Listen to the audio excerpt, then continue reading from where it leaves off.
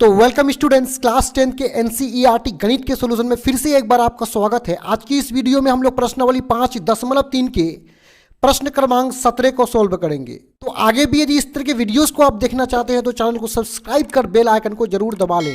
देखिए यहाँ 17 नंबर में है कि एक स्कूल के विद्यार्थियों ने वायु प्रदूषण कम करने के लिए स्कूल के अंदर और बाहर पेड़ लगाने के बारे में सोचा।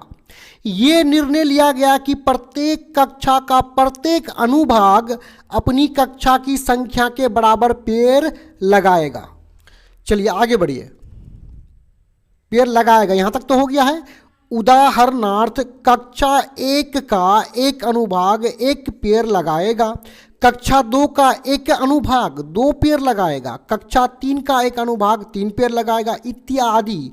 और ऐसा कक्षा 12 तक के लिए चलता रहेगा। मतलब कक्षा 12 तक होगा तो यहाँ n बराबर कितना हो गया, 12 हो गया। आगे देखिए, प्रत्येक कक्षा के 3 अनुभाग है, इसको याद रखिएगा। प्रत्येक कक्षा के 3 अनुभाग है। इस स्कूल के विद्यार्थियों के द्वारा लगाए गए कुल पेड़ों की संख्या कितनी होगी। इसका अर्थ ये हुआ कि कक्षा 1, 2, 3, 4 इसी तरह कक्षा 12 तक के सभी कक्षाओं द्वारा कितना पेड़ लगाया गया है सबका योग ज्ञात करना है। मतलब हमें यन निकालना है। तो आइए फटाफट हम लोग जो है प्रत्येक कक्षा द्वारा लगाए गए पेड़ों का एक एपी को बना लेते हैं। एपी क्या बनेगा इसको समझिए। प्रश्न को पढ़ने के बाद यहाँ पे हमें मुख्य रूप से दो पॉइंट समझ में आया कि प्रत्येक कक्षा में 3 अनुभाग है।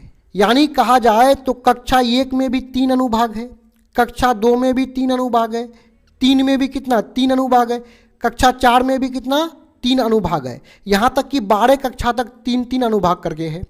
और दूसरा क्या सीखे कि प्रत्येक कक्षा की संख्या के बराबर पेड़ लगाता है। यानी कक्षा 1 है तो पेड़ 1 ही लगाएगा, कक्षा 2 है तो पेड़ 2 लगाएगा, कक्षा 3 है तो ये 3 पेड़ लगाएगा। मतलब ये हुआ अनुभाग प्रत्येक कक्षा में 3 अनुभाग है, कक्षा 1 है तो 1 पेड़ लगाएगा। इस कक्षा में भी 3 अनुभाग, कक्षा 2 है तो पेड़ 2 लगाएगा। इसमें भी 3 अनुभाग है, कक्षा 3 है तो 3 पेड़ लगाएगा।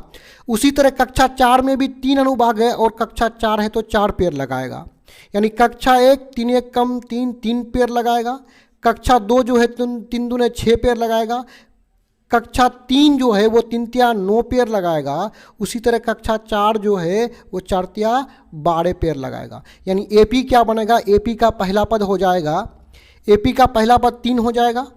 यानी पहला कक्षा 3 पेड़, दूसरा पद हो जाएगा 6, दूसरा कक्षा 6, तीसरा 9 और चौथा जो 4वां कक्षा है वो 12 पेड़ लगाएगा। यानी 4वां पद 12 हो जाएगा। इसी तरह ये चलते रहेगा 12वीं कक्षा तक। ये एपी बन गया ना। अब यन निकालने के लिए हमें क्या चाहिए, ए का मान चाहिए तो ए निकाल लेंगे। ए कितना हो जाएगा 3। यानी ए का मतलब प्रथम पद, पहला पद 3 है। उसके बाद डी निकाल लेंगे। डी का सूत्र A2 माइनस A1 होता है। तो इस एपी में ये 6 जो है दूसरा पद A2 है, 6 करेंगे बीच में माइनस A1 का मतलब पहला पद कितना है 3 है, A1 के स्थान पर 3 रखेंगे। 6 में से 3 जाएगा तो 3 बचेगा।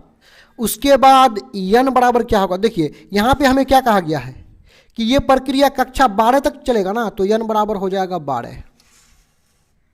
यानी ये कक्षा 1 2 3 4 इसी तरह चलते चलते 12 तक चलेगा, 12वीं कक्षा तक, तो हो जाएगा n बराबर 12। अब आइए यन के सूत्र का प्रयोग कर लेते हैं। तो यन का सूत्र होगा यन बराबर n/2 2a plus n minus 1 गुना डी, ब्रैकेट बंद हो जाएगा। अब मानों को यहाँ पे रख लेंगे। यस है, यस लिखेंगे। n का मान कितना है 12 है तो n के स्थान पर 12 रखेंगे, बराबर n के स्थान पर 12 रखेंगे, बट्टा में 2 है, ब्रैकेट यहाँ पे 2 है। और a का मान देखिए 3 है तो a के स्थान पर 3 रखेंगे, प्लस n का मान 12 माइनस 1 करेंगे और d का मान निकल करके कितना आया है 3, तो d के स्थान पर 3 रख देंगे। सिंपल सा इसे सॉल्व कर लेंगे हम लोग। 2 1 कम 2, 6 दूने 12, तो यहाँ पे 6 करेंगे, दूतिया 6 हो जाएगा। अब ब्रैकेट के अंदर देखिए 12 से 1 जाएगा तो कितना बचेगा 11, ब्रैकेट बंद करेंगे और यहाँ पे कितना है 3 है। अब आइए इसको आगे बढ़ा लेते हैं। यहाँ पे कितना है 6 है, यहाँ पे कितना है 6, फिर प्लस ब्रैकेट का मतलब गुना होता है, यानी 11 गुना 3 हो जाएगा 33, 11 त्या 33, ब्रैकेट बंद करेंगे। चलिए इधर आगे बढ़ा देते हैं, 6 प्लस 33 हो जाएगा 39, फिर से ये ब्रैकेट को हटाएंगे तो 6 और 39 आपस में गुना हो जाएगा, यानी 6 गुना 39, ब्रैकेट हटेगा तो गुना आ जाएगा। तो यहाँ पे 39 को यदि 6 से गुना करेंगे तो हमें प्राप्त होगा 234, यानी 39 गुना 6 234।